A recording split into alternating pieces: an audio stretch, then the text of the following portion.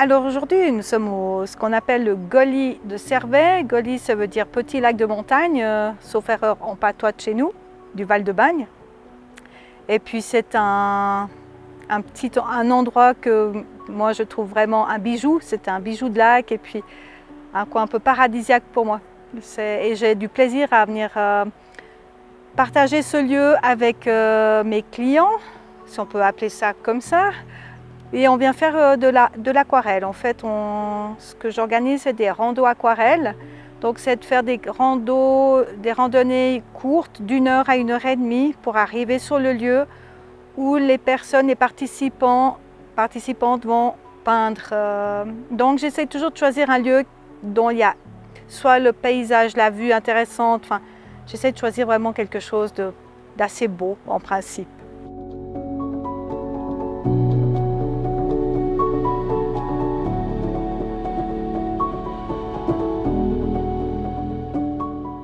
Je suis artiste peintre autodidacte. Je pratique l'aquarelle depuis maintenant, je sais pas, beaucoup d'années. Je pense bientôt une vingtaine d'années. Je ne pratique pas que de l'aquarelle, je fais aussi de la peinture à huile, du fusain, du pastel sec, de la linogravure. J'aime bien, des fois, voilà, varier les plaisirs.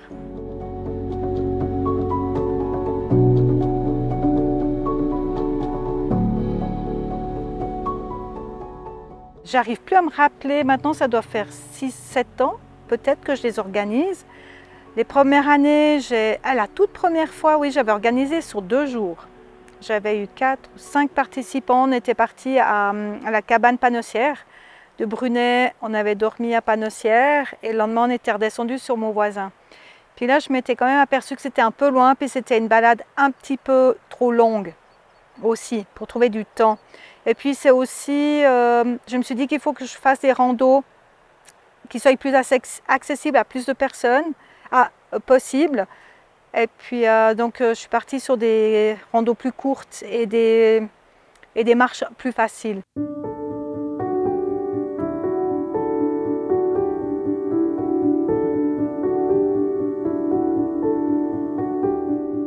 Je donne des cours durant l'année scolaire, des cours en privé dans mon atelier et puis l'été, ben voilà. Et puis l'idée était de partager mes 2 passions, la marche et l'aquarelle, parce que je le faisais déjà pour moi-même. Puis je me suis dit, ben voilà, pourquoi pas, j'essaye de lancer ça.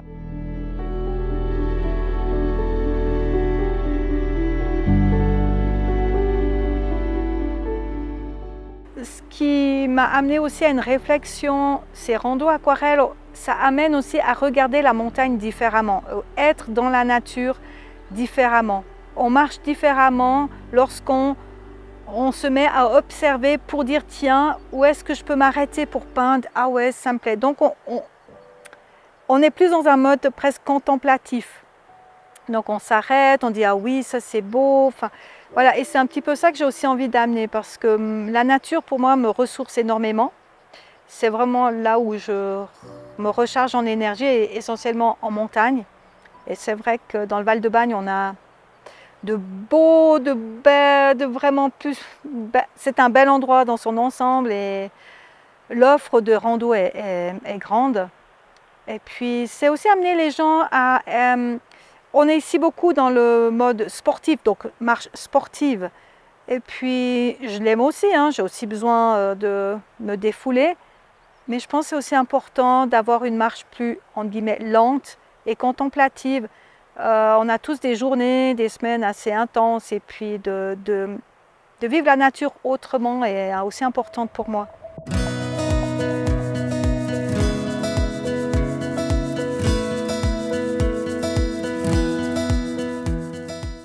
Quand j'explique à mes participantes comment, la règle numéro 1, bien sûr, c'est l'observation. Et quand on est dans l'observation, eh bien, on vient dans la contemplation. Et ce qui peut se passer, si on lâche notre mental, si on est assez posé, eh bien, on peut arriver à être en connexion avec la nature. Et souvent mes participants et élèves aussi rient de moi quand je leur dis « tu dois parler cailloux, tu dois parler pierre, tu dois parler arbre, fleurs, tu dois être dans essaye de comprendre comment la fleur s'exprime, comment cette pierre s'exprime. Et c'est ça aussi la connexion, parce que quelque part la pierre va, ou la fleur va t'amener quelque chose, va se livrer. Et c'est un petit peu mon petit côté, comment dire, artiste connecté aux autres énergies. Donc voilà, c'est mon autre côté où je suis médium et puis et j'aime bien aussi amener cette partie-là aux gens, cette ouverture en fait, de conscience. Ouais.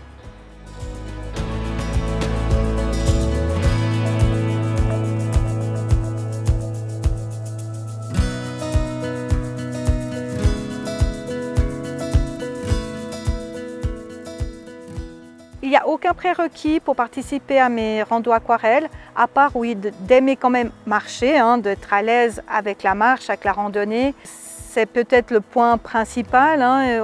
Ce matin, on a quand même fait une montée un peu plus raide que ce que je fais d'habitude.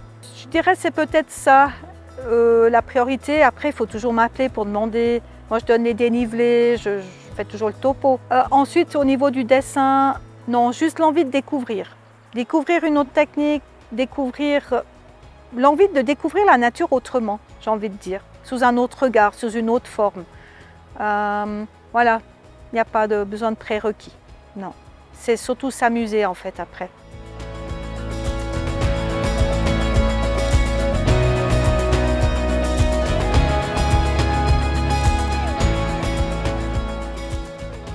Ah, le Regneux, c'est une de mes montagnes de cœur, mais je crois que c'est la montagne de cœur de beaucoup de bagnards.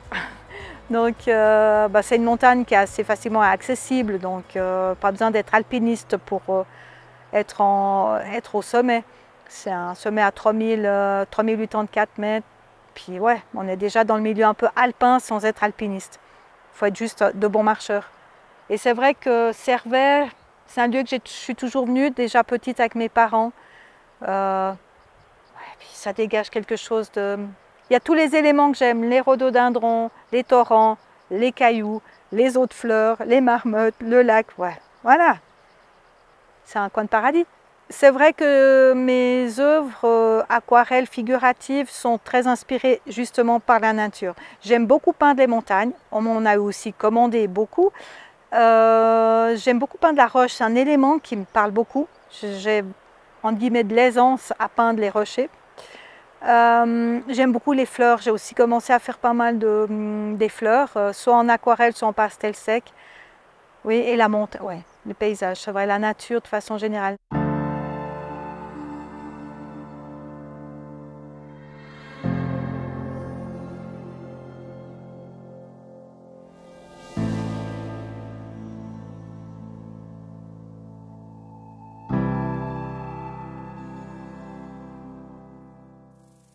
Alors ici on est au chalet, au Mayen exactement, au Mayen le lieu se nomme le Banziel, c'est les Mayens du Chable et puis c'est un lieu pour moi qui est privilégié où je me ressource pour mes vacances d'été.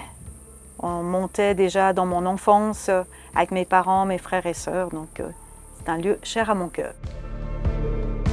J'ai toujours eu une sensibilité un peu particulière, soit avec les gens ou la nature, et j'ai eu des ressentis de personnes, des énergies des personnes, ou toujours ce lien un petit peu aussi avec, on va dire, le monde spirituel, avec Dieu, avec l'au-delà. Je ne sais pas, les mots sont difficiles à prononcer, mais j'ai toujours parlé avec le monde spirituel. J'ai jamais eu... moi, j'ai toujours... C'était une façon peut-être de prier. J'ai eu prié, j'ai été élevée dans une famille catholique, donc j'ai été élevée dans la culture catholique, mais donc j'ai toujours eu ce lien avec le monde spirituel.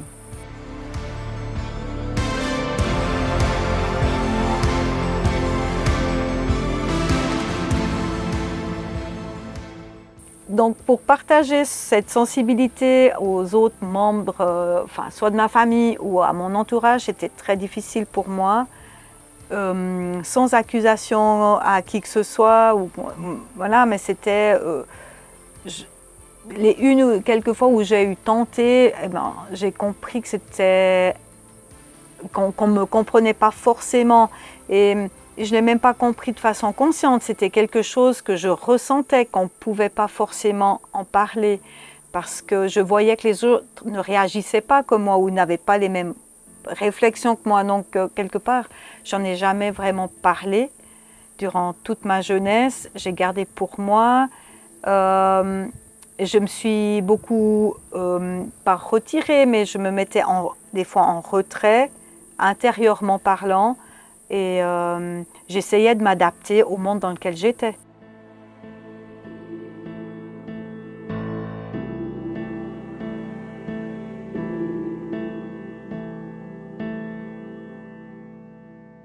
Après, j'ai aussi eu dans ma jeunesse plus tard des ressentis un peu particuliers où j'ai pu voir l'avenir de quelqu'un au niveau de ce qui allait lui arriver dans sa vie. Mais sur le principe, si j'ai des visions, des choses comme ça, je ne les dis pas.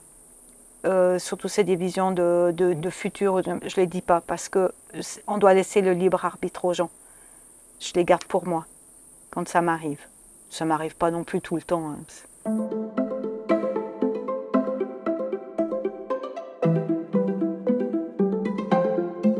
Maintenant, avec le recul, avec l'avancée, enfin avec l'évolution ici des consciences et puis aussi de la prise de conscience des sensibilités différentes des personnes, je sais qu'on ne me mettrait, on m'aurait mis dans mon enfance dans la catégorie des enfants hypersensibles.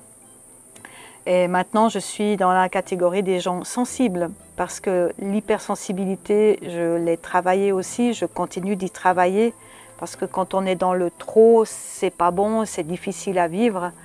Et j'ai fait tout un parcours de travail sur moi, de nettoyage de mémoire intérieure, voilà, pour trouver un meilleur équilibre et mieux gérer ma sensibilité, justement.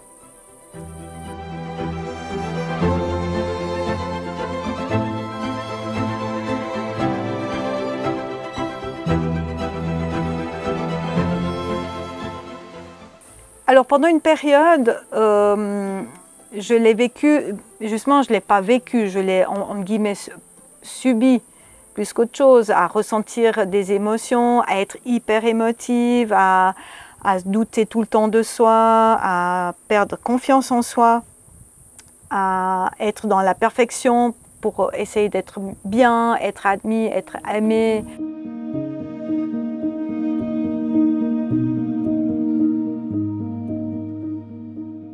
À un moment donné, il y a eu comme un trop-plein dans ma vie où, à mes 30 ans, il y a eu une cassure où j'ai eu une dépression, où j'ai fait une dépression, mais de nouveau, encore une dépression cachée, dans le sens que j'ai montré rien à l'extérieur. Mes proches ne voyaient rien, mes sœurs, mes frères, rien du tout, mes parents non plus. Mon mari, oui, par contre, pour lui, c'était pas simple parce qu'il voyait bien que j'étais pas bien, que ça allait pas. Mais comme je parlais pas, difficile pour lui de me comprendre. C'était assez tendu parfois entre nous, c'était vraiment pas simple. Et pourtant, en extérieur, tout allait bien. J'avais une maison, 3 enfants en forme et adorables. Mais à l'intérieur de moi, c'était vraiment le Bronx. C'était vraiment... je ne comprenais pas le sens, ni le sens de ma vie. J'avais besoin d'un sens, de quelque chose de plus profond. J'avais essayé d'aller me tourner vers les religions, de retourner vers la religion catholique, tout ça, mais non. J'arrivais pas, il y avait quelque chose qui me convenait pas, ça suffisait pas. Ça apportait pas des réponses à mes questions. Et je suis vraiment descendue assez bas. Et puis, jusqu'à un jour où j'ai un ami qui s'est lancé dans le magnétisme, qui était devenu magnétiseur. Et puis, par curiosité, j'ai été chez lui, plus par curiosité que pour dire « Ah, c'est ce qu'il me faut ».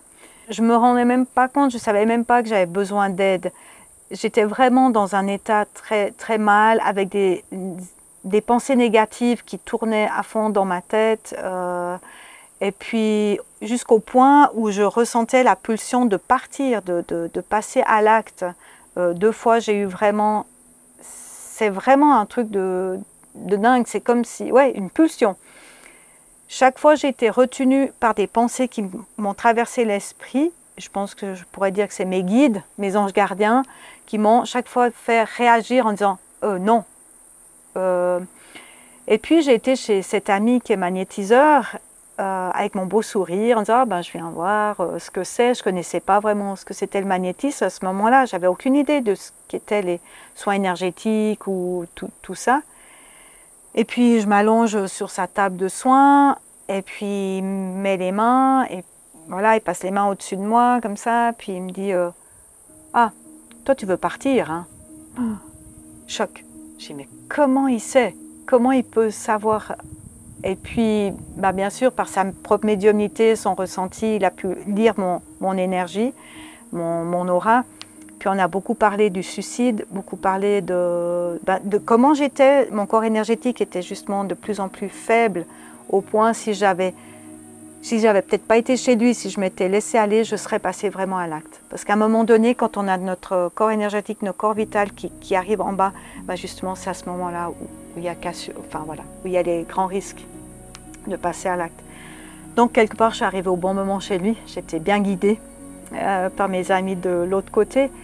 Et j'ai pu beaucoup parler avec lui. Et même lui m'a fait un autre électrochoc en disant « Mais vas-y, tu peux y aller, tu peux te suicider.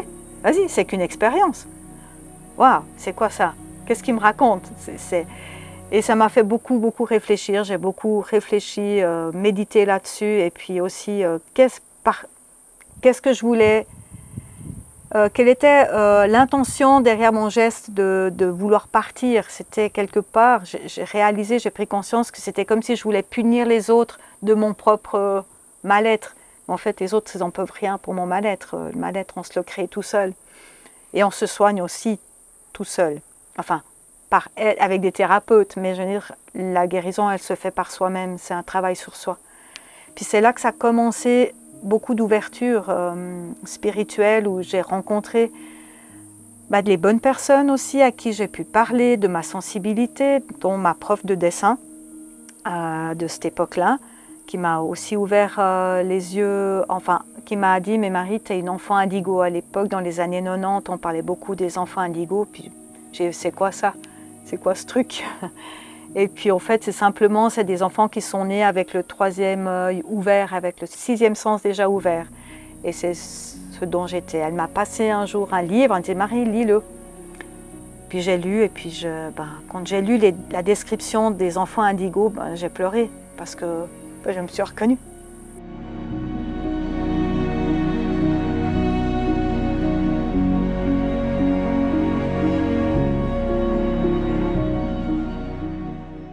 Et puis c'était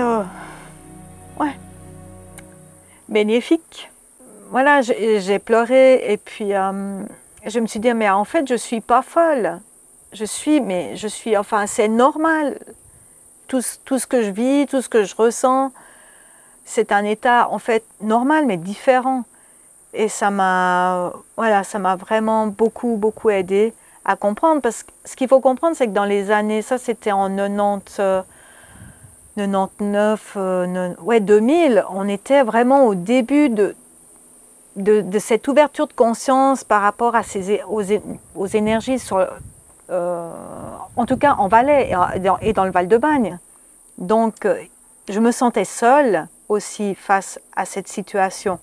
Je me disais mais avec qui je peux parler? Je ne savais pas vers qui me tourner pour parler à ce moment-là, à part ma prof de dessin, une autre thérapeute qui était au Chable, et puis cette amie thérapeute. Puis après, il a suffi que je parle avec l'univers, que j'ai aussi fait un petit coup de gueule à Dieu en disant « Moi maintenant je veux des réponses, je veux comprendre, je veux du sens, je veux que m'envoyer des réponses, parce que je trouve que c'est vraiment du gros n'importe quoi ce monde, voilà ». Et puis j'ai reçu plein de réponses, soit à travers mes rêves, soit à travers des livres que tout d'un coup des gens me donnaient. Et j'ai eu plein d'enseignements à travers ça. Et puis j'ai aussi beaucoup travaillé sur moi à travers mes rêves et à travers une méthode spirituelle qui s'appelle l'angiologie traditionnelle.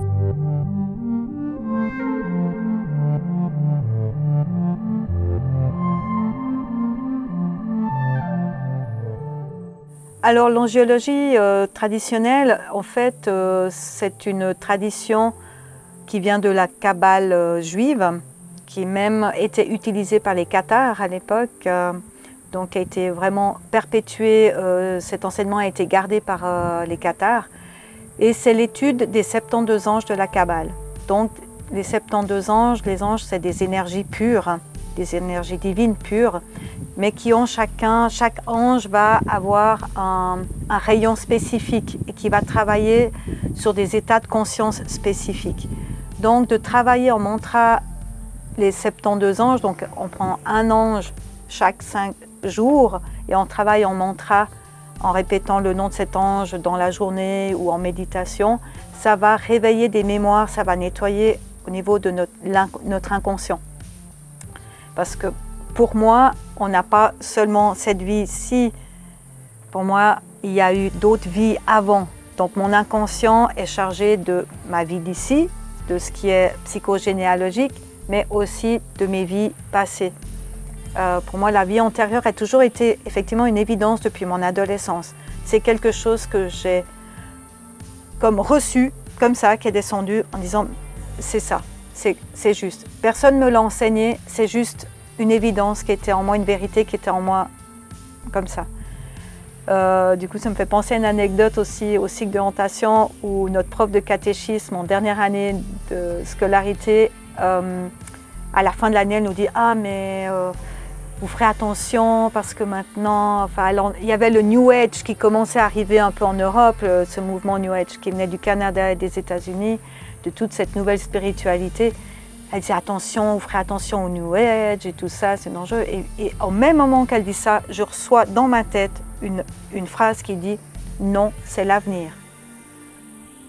Je ne savais même pas qu'est-ce que c'était le New Age. J'ai compris bien plus tard, mais sur le moment, j'avais à 15 ans, mais aucune idée. Mais ça m'est resté en mémoire. Et donc, l'angiologie, ben, voilà, fait partie quelque part de toute cette ancienne tradition qui sont revenues à la conscience, enfin, voilà, aux gens pour travailler sur eux. Et c'est très puissant. Et ça déclenche les rêves.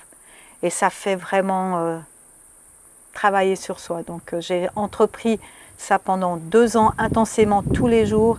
Et en même temps, j'ai fait de la kinésiologie aussi. Voilà. C'est comme ça que je m'en suis sortie de ma dépression. C'est vraiment été un travail intense sur moi pendant 2 ans. Avec ça, j'ai compris qu'on n'était pas la victime de sa vie, mais qu'on était responsable de sa vie. Donc, ça veut dire qu'on change de perspective. Toute la vision de la vie change. Il y a des lois universelles, dont une, c'est la loi du retour. C'est que tout ce que j'aimais comme pensée, tout ce que j'aimais comme acte, me reviendra un jour en retour. Et puis le mal que je reçois, si les choses difficiles que je reçois actuellement, eh bien, c'est parce que je sais que dans les vies passées ou mes pensées d'avant, ben je les reçois maintenant et c'est maintenant que je vais essayer de les transformer, de les corriger.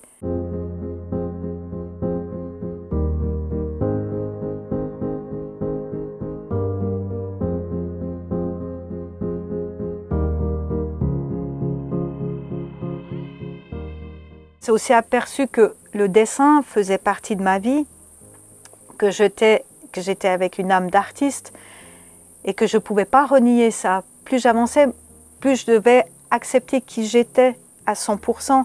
Donc d'abord, en tant qu'artiste, c'était tout un chemin de dire « je suis artiste, indépendante ».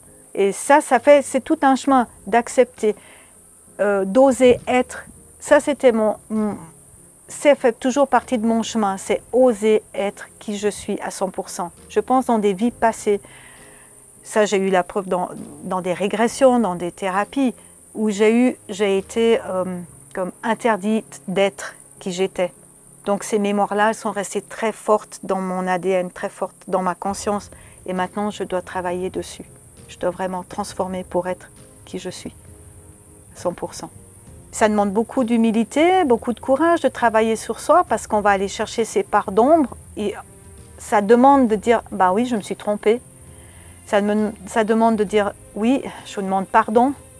Oui, voilà, c'est pas facile parce que l'ego il est là, l'orgueil il est là, on a envie de dire ouais mais d'abord, oui, il y a encore ces réflexes-là, hein, je les ai encore hein, dans certaines situations, ouais mais d'abord, puis après j'essaie de revenir vraiment à moi en disant mais voilà, qu'est-ce qui se passe en toi, pourquoi? C'est essentiel.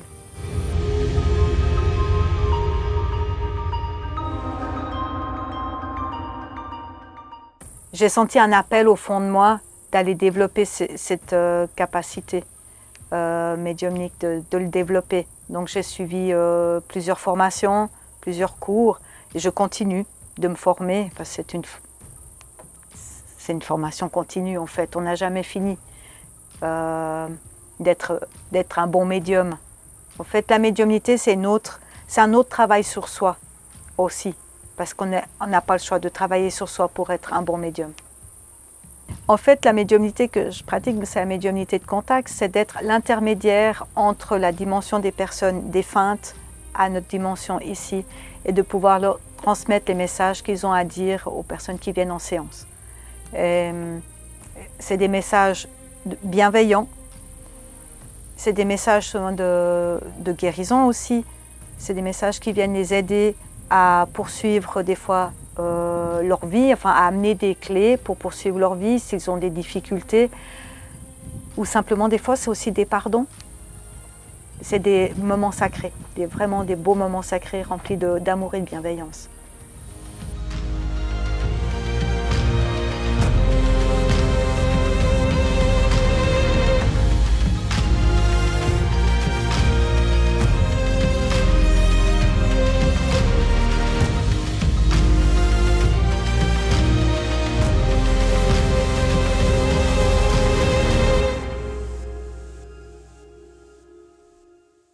Le but de chaque être humain, c'est de s'éveiller, c'est de grandir et de reconnaître sa part divine et de la laisser briller, mais le plus possible dans cette incarnation, de travailler sur soi pour être de plus en plus lumineux. Ouais.